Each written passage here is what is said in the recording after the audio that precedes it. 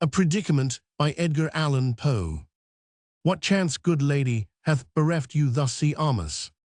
It was a quiet and still afternoon when I strolled forth in the goodly city of Edina. The confusion and bustle in the streets were terrible. Men were talking, women were screaming, children were choking, pigs were whistling carts, they rattled bulls, they bellowed cows, they lowed horses, they neighed cats, they caterwauled dogs, they danced.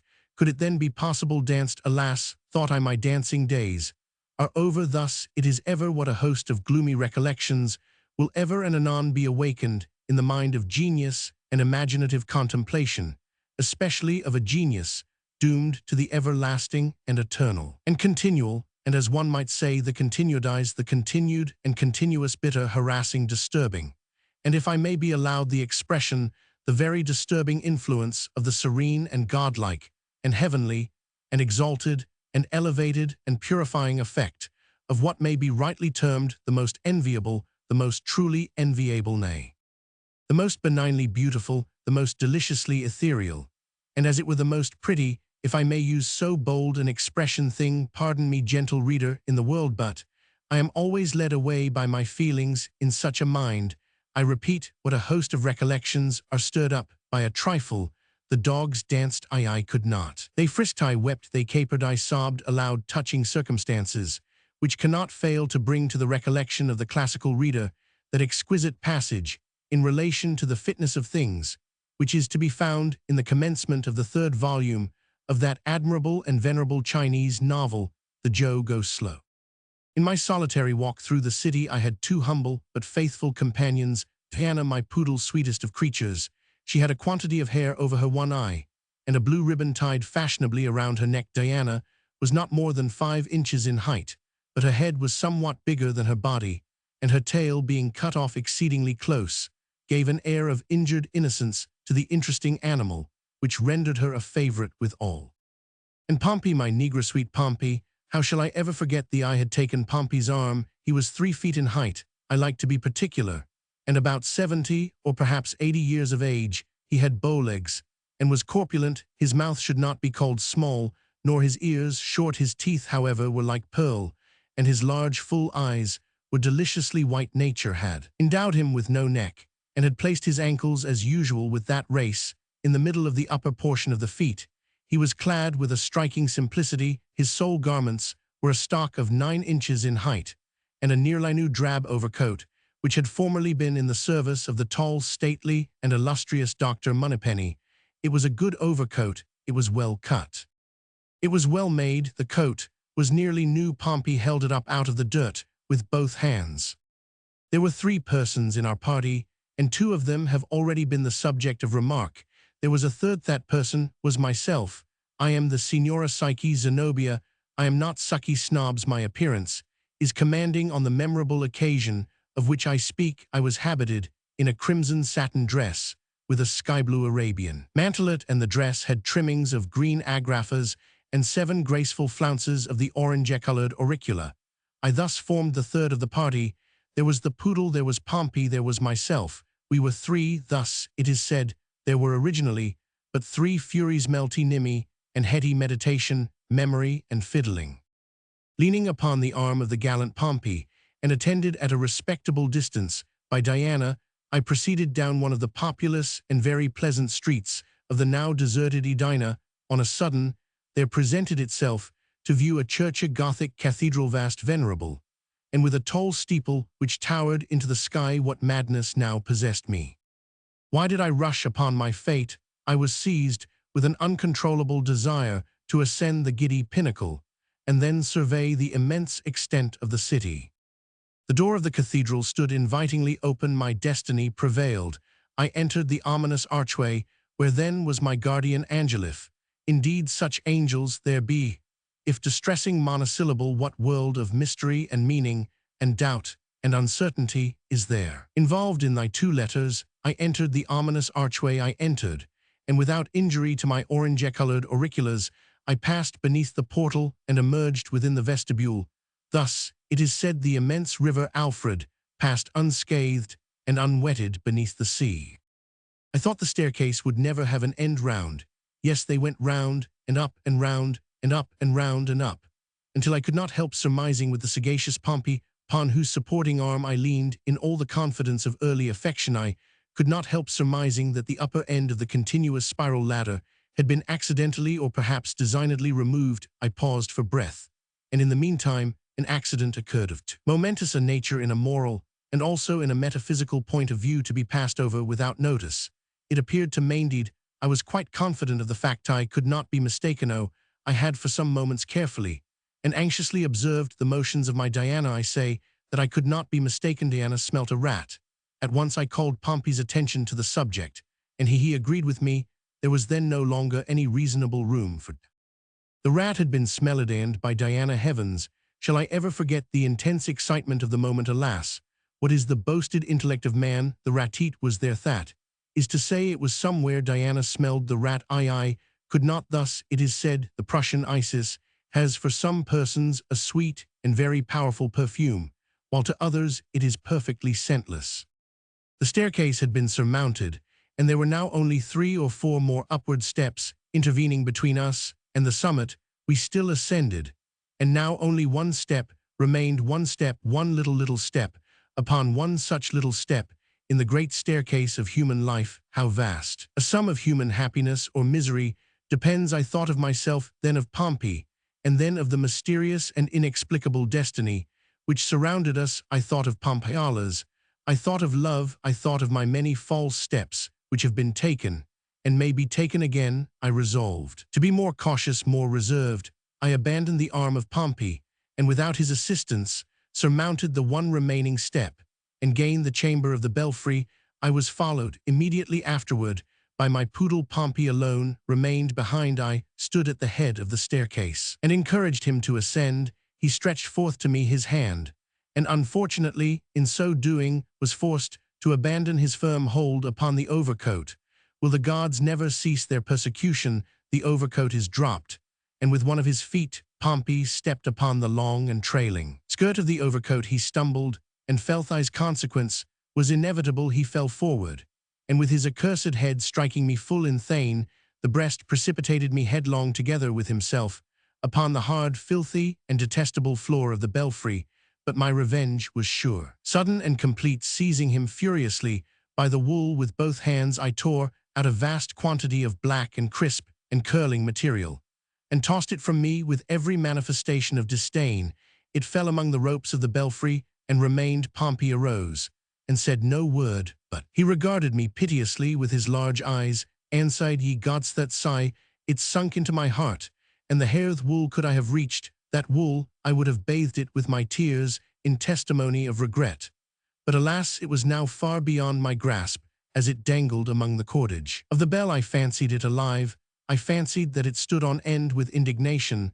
Thus the happy flows heiress of Java bears, it is said, a beautiful flower, which will live when pulled up by the roots. The natives suspend it by a cord from the ceiling, and enjoy its fragrance for years.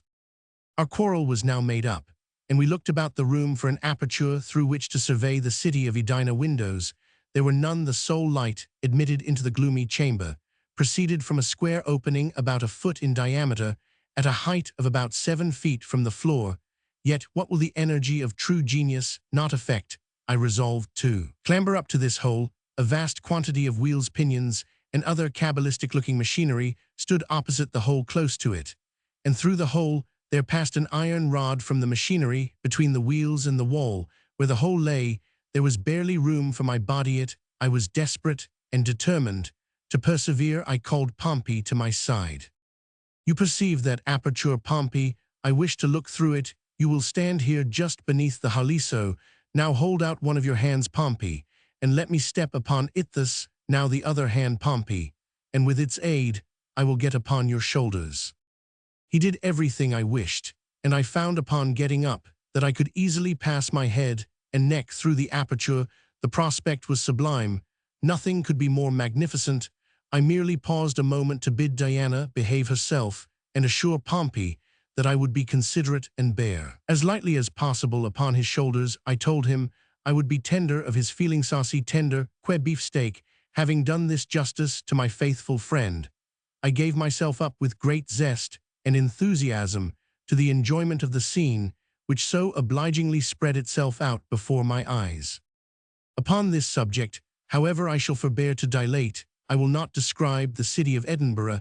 Every one has been to the city of Edinburgh. Every one has been to Edinburgh Classic Edina. I will confine myself to the momentous details of my own lamentable adventure, having in some measure satisfied my curiosity in regard to the extent, situation, and general appearance of the city. I had leisure to survey the church in which I was, and the delicate architecture of the steeple. I observed that the aperture through which I had thrust my head was an opening in the dial plate of a gigantic clock, and must have appeared from the street as a large keyhole, such as we see in the face of the French watches. No doubt, the true object was to admit the arm of an attendant to adjust, when necessary, the hands of the clock. From within, I observed also with surprise the immense size of these hands, the longest of which could not have been less than 10 feet in length, and where broadest 8 or 9 inches in breadth. They were of solid steel apparently, and their edges appeared to be sharp. Having noticed these particulars, and some others, I again turned my eyes upon the glorious prospect below, and soon became absorbed in contemplation. From this, after some minutes, I was aroused by the voice of Pompey, who declared that he could stand it no longer, and requested that I would be so kind as to come down. This was unreasonable, and I told him so. In a speech of some length he replied, but with an evident misunderstanding of my ideas upon the subject. I accordingly grew angry, and told him in plain words that he was a fool, that he had committed an ignoramus ecclenchi, that his notions were mere insomere bovis, and his words little better than an enemiraborum. With this, he appeared satisfied, and I resumed my contemplations. It might have been half an hour after this altercation, when, as I was deeply absorbed in the heavenly scenery beneath me, I was startled by something very cold, which pressed with a gentle pressure on the back of my neck. It is needless to say that I felt inexpressibly alarmed. I knew that Pompey was beneath my feet, and that Diana was sitting, according to my explicit directions, upon her hind legs in the farthest corner of the room. What could it be? Alas, I but too soon discovered. Turning my head gently to one side, I perceived, to my extreme horror, that the huge, glittering, cimeter-like minute hand of the clock had, in the course of its hourly revolution, descended upon my neck. There was, I knew not, a second to be lost. I pulled back at answer, but it was too late. There was no chance of forcing my head through the mouth of that terrible trap in which it was so fairly caught, and which grew narrower and narrower with a rapidity too horrible to be conceived. The agony of that moment is not to be imagined. I threw up my hands, and endeavored with all my strength to force upward the ponderous iron bar. I might as well have tried to lift the cathedral itself. Down, down, down. It came closer, and yet closer. I screamed to Pompey for aid, but he said that I had hurt his feelings by calling him an ignorant old squinty. I yelled to Diana, but she only said bow wow, and that I had told her on no account to stir from the corner. Thus, I had no relief to expect from my associates. Meantime, the ponderous and terrific scythe of time, for I now discovered the literal import of that classical phrase, had not stopped, nor was it likely to stop in its career. Down, and still down it came. It had already buried its sharp edge a full inch in my flesh, and my sensations grew indistinct and confused. At one time, I fancied myself in Philadelphia, with the stately Dr. Moneypenny; at another, in the back parlor of Mr. Blackwood, receiving his invaluable instructions. And then again the sweet recollection of better and earlier times came over me, and I thought of that happy period when the world was not all a desert, and Pompey not altogether cruel. The ticking of the machinery amused me, I say, for my sensations now bordered upon perfect happiness, and the most trifling circumstances afforded me pleasure. The eternal click-clack, click-clack, click-clack of the clock was the most melodious of music in my ears, and occasionally even put me in mind of the graceful sermonic harangues of Dr. Allan. Then there were the great figures upon the dial plate. How intelligent, how intellectual they all looked, and presently they took to dancing the mazurka, and I think it was the figure Roman 5 who performed the most to my satisfaction. She was evidently a lady of breeding, none of your swaggerers, and nothing at all indelicate in her motions.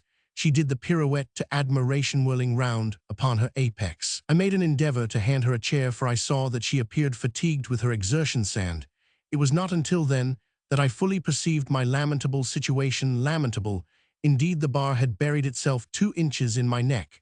I was aroused to a sense of exquisite pain. I prayed for death, and in the agony of the moment could not help repeating those exquisite verses of the poet Miguel de Cervantes. Vani buran tan, escondida, quiri no ti senti, veni pork, and pleasure deli mori nami torni, dari witty. But now a new horror presented itself, and one indeed sufficient to startle the strongest nerves. My eyes, from the cruel pressure of the machine, were absolutely starting from their sockets.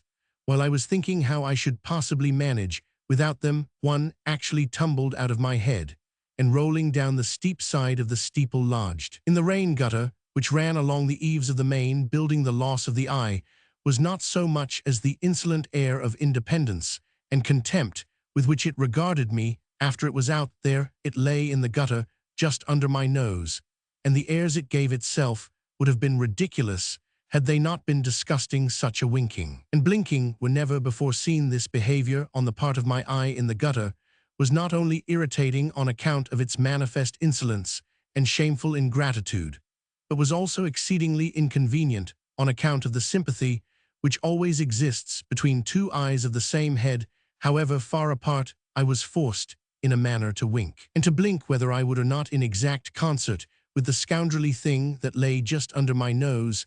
I was presently relieved, however, by the dropping out of the other eye. In falling, it took the same direction, possibly a concerted plot, as its fellow. Both rolled out of the gutter together, and in truth, I was very glad to get rid of them.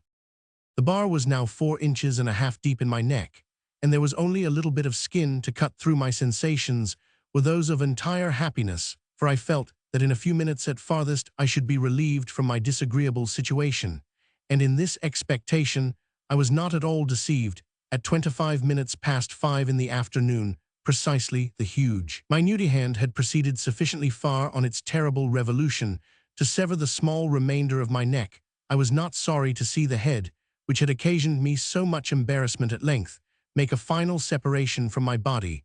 It first rolled down the side of the steeple, then lodged for a few seconds in the gutter, and then made its way with a plunge into the middle of the street. I will candidly confess that my feelings were now of the most singular, the most mysterious, the most perplexing and incomprehensible character. My senses were here and there at one and the same moment with my head. I imagined at one time that I, the head, was the real Signora Psyche Zenobia. At another, I felt convinced that myself, the body, was the proper identity. To clear my ideas on this topic, I felt in my pocket for my snuff-box, but upon getting it and endeavoring to apply a pinch of its grateful contents in the ordinary manner, I became immediately aware of my peculiar deficiency, and threw the box at once down to my head. It took a pinch with great satisfaction, and smiled me an acknowledgment in return. Shortly afterward, it made me a speech which I could hear, but indistinctly, without ears. I gathered enough, however, to know that it was astonished at my wishing to remain alive under such circumstances.